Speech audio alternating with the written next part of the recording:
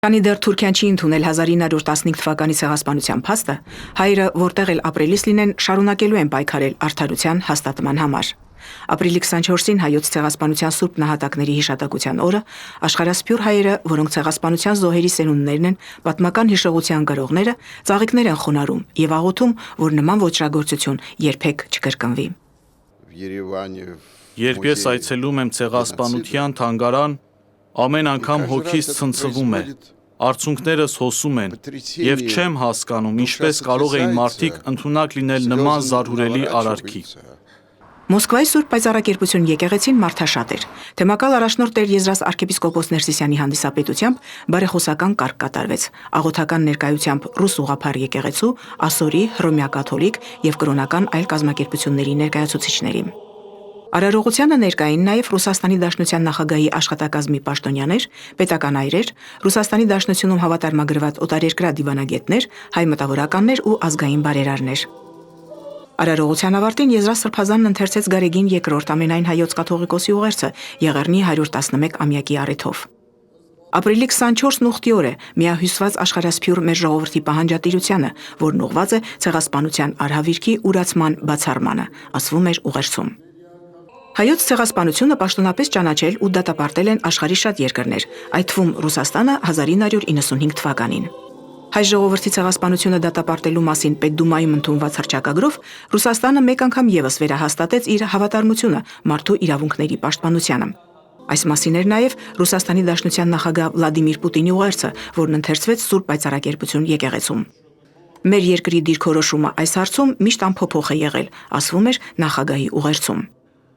Ցեղասպանության միջազգային ճանաչման եւ դատապարտման մասին հայտարարությունները, որոնք կատարում են պետությունների ղեկավարները, օտարազգի մտավորականներն ու պատմաբանները, կարևոր ուղերձներ են Թուրքիային, առերեսվելու սեփական պատմությանը, ճանաչելու հայոց ցեղասպանությունը։ Սակայն Օսմանյան կայսրության իրավահաջորդը, ներկայիս Թուրքիան, շարունակում է ոչ միայն ժխտել ցեղասպանության փաստը, այլև դիվանագիտական ճնշումներ կիրառել այդ ոճիրը դատապարտող երկրների նկատմամբ։ Համոզված եմ, հավատարիմ մեր սուրբ նահատակների պատգամին յուրաքանչյուր հայ սրբազան պարտք ունի։ Երբեք չուրանալ, չդավաճանել, չմոռանալ մեր սուրբ նահատակների հեղված անմեղ արյունը, նրանց լույս հիշատակը, արդարադատության նրանց պահանջն ու հատուցումը։ Եվ այսօրվա մեր միասնական ու աղոթական ուխտով վերստին մերժում ենք բոլոր նրանց, ովքեր կեղծում ու մոռացության են մատնում դարասկզբի ամենամեծ ու հրեշավոր այս հանցագործությունը։ Մերժում ենք, որպեսզի կանխվեն նոր ցեղասպանությունները, ինչի ականատեսը եղանք թե Սումգայիթում եւ թե այսօրվա բռնազավթված Արցախում։ Արարողության ավարտին հյուրերը Եղեռնի զոհերի հիշատակի նվիրված հուշակոթողի մոտ ծաղիկներ խոնարհեցին։ Ռուս լրագրողի այն հարցին, թե ինչ խորհուրդ ունի ապրիլի 24-ը հայերի համար, Եզրաս Սրբազանը պատասխանեց. Եղեռնի ճանաչումը մեզ համար սրբազան պարտք է եւ հավատարմության վկայություն։ Մենք հավատակից հայ ժողովրդի հետ ենք, կիսում ենք նրանց դառը հիշողությունը, կորուստներն ու ուրախությունը։ Մենք խորապես համոզված ենք, որ նրանք, ովքեր փորձում են պայքարել հավատի, Հիսուսի հիմնած եկեղեցու դեմ, մատնված են պարտության, քանի որ ով կռվում է եկեղեցու դեմ, կռվում է Աստծո դեմ։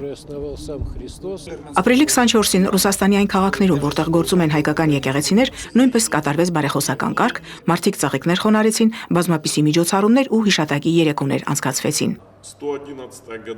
Ցեղասպանության 111-ամյակը ողբերգական տարեթիվ է հայերի համար։ Մեկ դար է անցել եղեռական այդ իրադարձությունից, սակայն այդ ցավը հայ ժողովուրդը, ինչպես նաև օտար ազգեր,